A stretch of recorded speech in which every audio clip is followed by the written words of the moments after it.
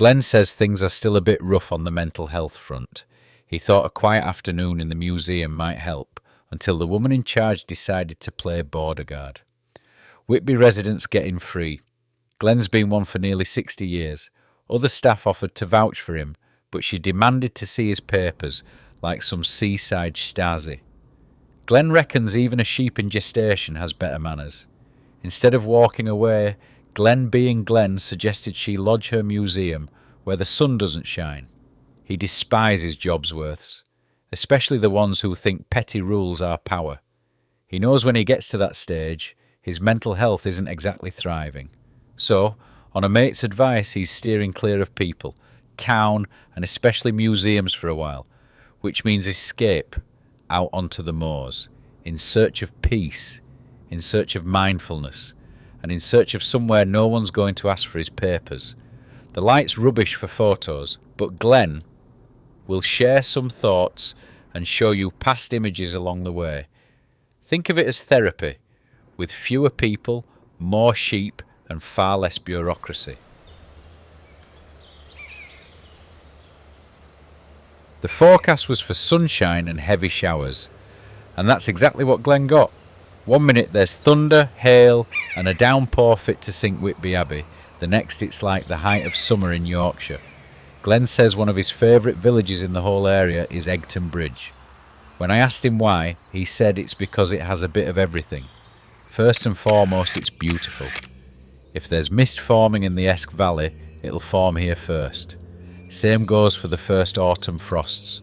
On a still day, the reflections on the river are mirror sharp. And the wildlife, if you've got the patience, is second to none. Glenn claims he's seen a bit of everything here. Dippers dipping, kingfishers flashing past, salmon and sea trout leaping frequently, and if you're very, very lucky, which Glenn most often isn't, the odd Esk otter may show its face. Glenn's last sighting of one being over 20 years prior. He also recalled one early morning a few years back when he was filming mist over the fast-flowing river. Out of nowhere, the village eccentric came flying past, trailed by 4 black dogs. One of them attached itself firmly to Glenn's cheek, just under the eye. As blood ran down his face, the lady called out, "Don't worry, they're very friendly," before disappearing upstream and shouting back, "Just going, skinny dipping." You can follow if you want. After a lifetime of crazy women and the trouble they bring, Glenn decided to pass on the offer and stuck to filming the water instead, or at least that's the story he told me.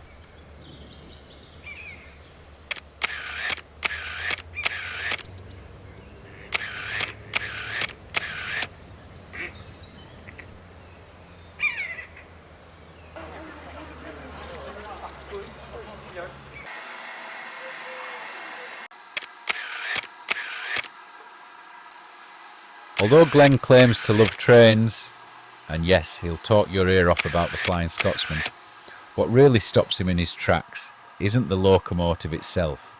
It's the people who keep it moving. The North York Moors Railway is full of them, men and women in overalls, shoveling coal, covered in diesel and dirt, doing the kind of hard graft that never makes the tourist brochures, and that's exactly what Glenn's camera latches onto. You've seen it before in his work. Fishermen down at Whitby Harbour, faces lined by salt and weather, farmers fighting moor fires, sweat and soot mixed into one. There's a pattern here, isn't there? Glenn likes workers. He likes the story that grit tells when it clings to skin and cloth. And now it's the turn of the railway. Not just the engines, but the people behind them. Because without them, that great romantic puff of steam is just so much vapour.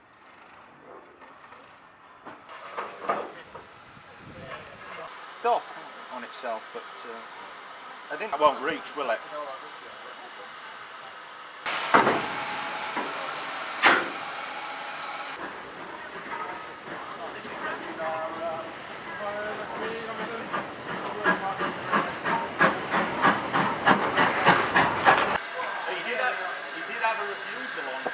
When we get back. No, now. Oh, right. Because how do I have got...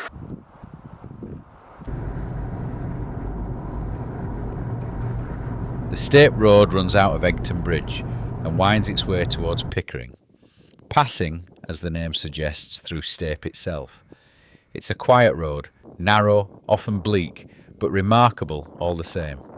Moorland here folds straight into forest, a rare and striking meeting of landscapes, and under the right conditions it feels almost otherworldly.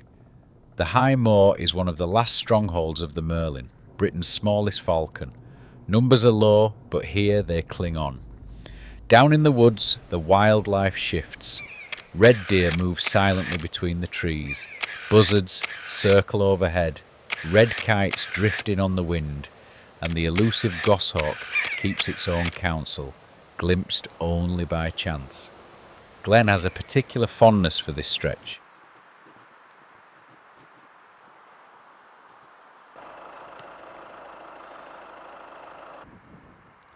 Come by. Go away. Come by. Come by. Go away. Especially in autumn. If he can drag himself from bed before sunrise, the combination of mist, light and colour makes the effort worthwhile.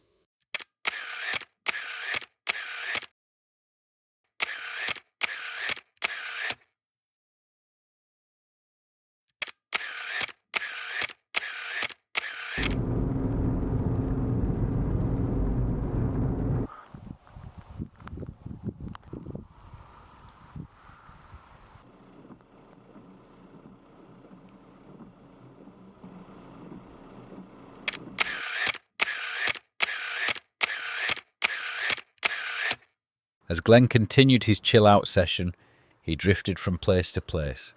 Cropton, Rawcliffe, Langdale, the Esk Valley, even a quick detour to Skinning Grove, all offered their own share of quiet scenery and much-needed calm.